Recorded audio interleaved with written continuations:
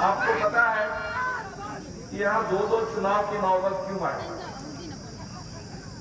पिछले 10 साल से मोदी जी की सरकार चल रही है और भारतीय जनता पार्टी का एक धंधा है, खरीद फरोख्त। विधायकों को खरीदो, सांसदों को खरीदो, सरकारों को, जो विपक्षी सरकार है उसको गिराओ, पार्टियों को तोड़ो।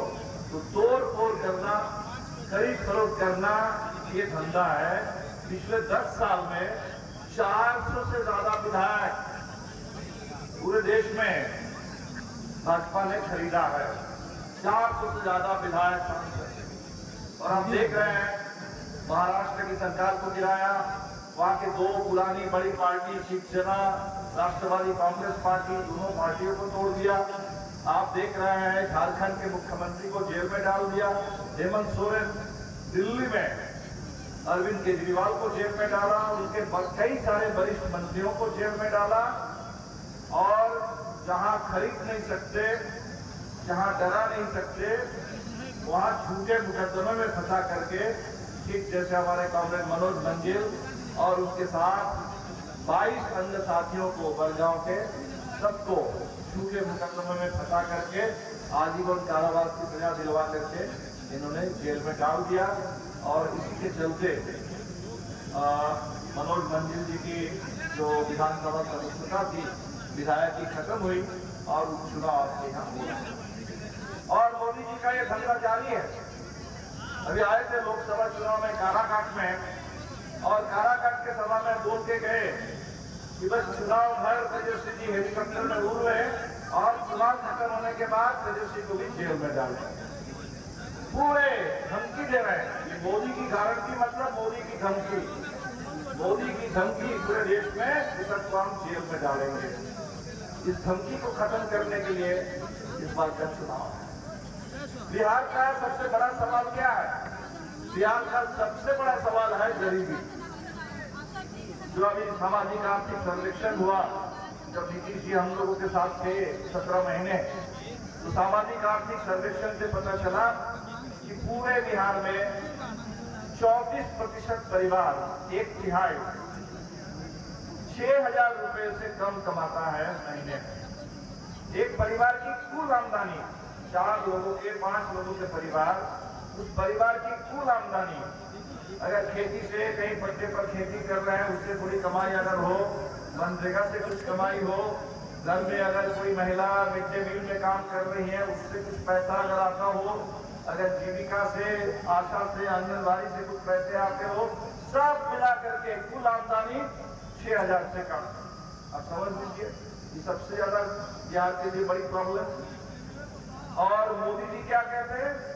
मोदी जी कहते हैं कि गरीबों को और क्या चाहिए, हम तो दे रहे हैं, 5 किलो मुफ्त अनाज दे रहे हैं, 5 किलो राशन दे रहे हैं।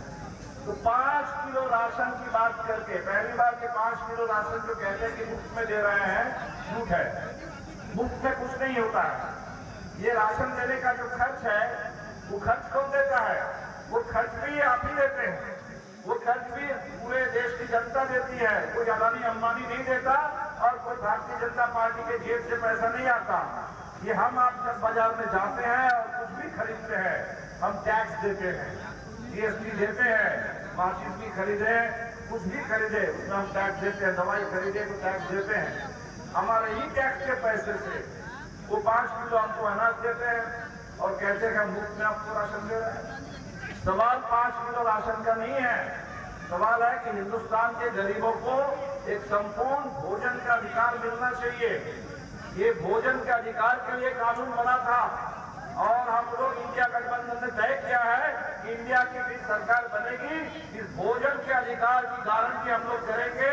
तो 5 किलो राशन की हम बात कर रहे हैं, हम 10 किलो राशन की गारंटी करेंगे।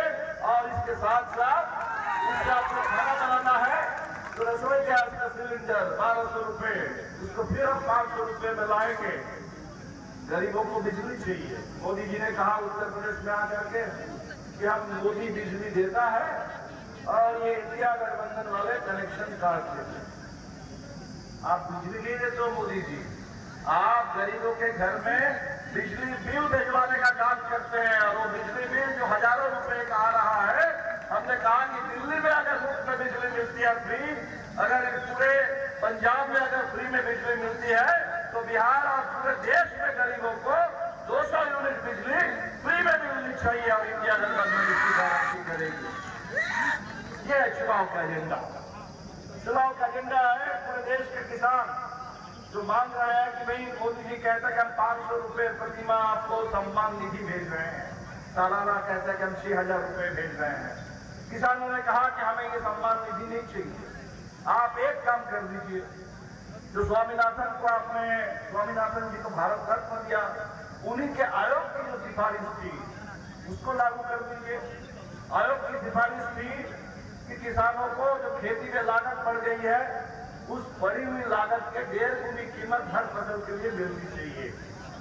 मोदी जी इस सवाल पर खामोश है, लेकिन इंडिया गठबंधन ने कह दिया इंडिया की सरकार बनेगी और देश के तमाम किसानों को सभी फसल के लिए एमएसपी की कानूनी गारंटी मिलेगी, किसान को फसल की सही कीमत मिलेगी और खेती में लागत जो है वो कम हो, इसलिए खेती में इस्तेमाल होने वाले सामानों पर जो अभी जीएसटी लगता है उसको हम जीएसटी से बाहर कर देंगे ताकि खेती में लागत कम हो जाए। ये इंडिया गठबंधन ने कहा। जो कर्ज का बोझ है किसानों पर 16 लाख करोड़ आपने पूरा माफ कर दिया देश के बड़े पूंजीपतियों का, किसानों का कोई कर्ज माफ नहीं हुआ। और किसानों का कर्ज माफ करने के लिए उन्होंने कहा कि एक आयोग का गठन हो और व्यवस्थित तरीके से देश के किसानों पर जो कर्ज का बोझ है उसको खत्म किया जाए। ये इंडिया गठबंधन का वादा है। बड़ा सवाल है।